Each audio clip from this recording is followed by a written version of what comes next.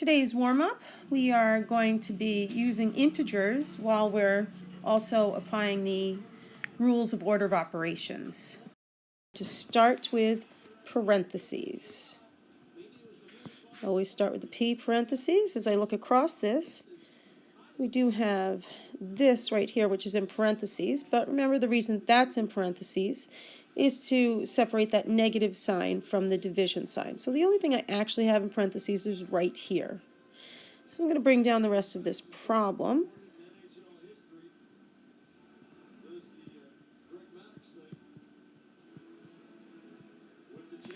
So 1 plus negative 9. So if it was 1 degree out and it dropped 9 degrees, that would give me negative 8 degrees. So that's where that negative comes from. Don't forget to bring down the squared.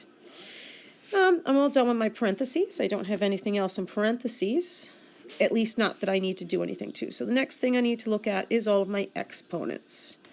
And I know I've got an exponent right here. I'm going to underline everything else. Bring it down.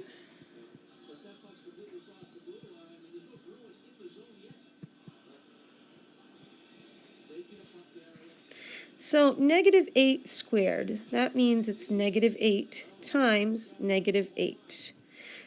The negative 8 is inside the parentheses, so that's what is being raised to that exponent.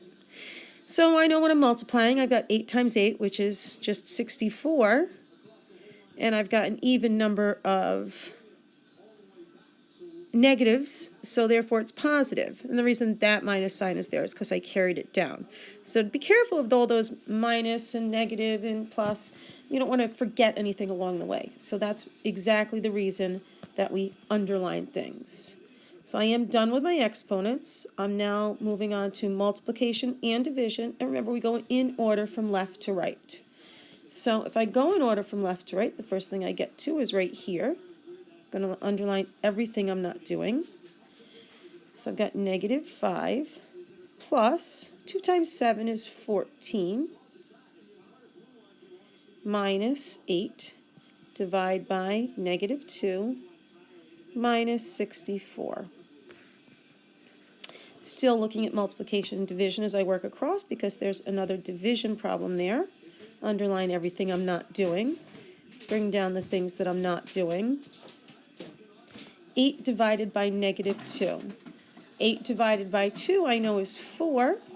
I only have one negative sign, so that needs to become negative. I'm going to put parentheses in there to separate those negative signs and bring down the rest of the problem.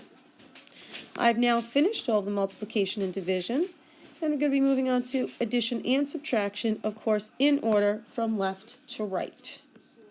So the very first thing I get to is negative 5 plus 14. If I think about that like money instead of the temperature, if I owe somebody $5 and I get 14, well, I pay back that $5 and now I've still got $9 left. Bring down the rest of the problem. 9 minus negative 4 minus 64. Still going in order from left to right. I know I've got this right here. Underline this. I've got a subtraction problem. Now, for those of you that have started watching the next set of videos, I'm going to stay, change, change, cha-cha-cha. Don't forget that part. That's always the fun part.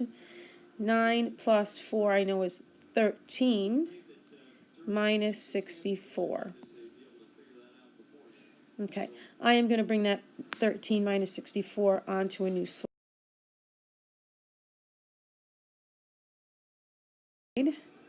13 minus 64, because here I do need to stay, change, change, cha-cha-cha. Don't forget the cha-cha-cha. We'll get it wrong if we forget. So now, I've got my next little rhyme. The signs are the same. Find the sum. Well, they're not the same. The signs are different. Find the difference. I'm going to be looking for the difference here because they're different. I need to find my absolute values. I've got 13 and 64. I'm going to be subtracting those. 64 minus 13. Well, if I've got 64 and I take away 10, That leaves me with 54. I need to take away 3 more. That leaves me with 51. And now I just go back to my, well, this problem, when it was actually an addition problem.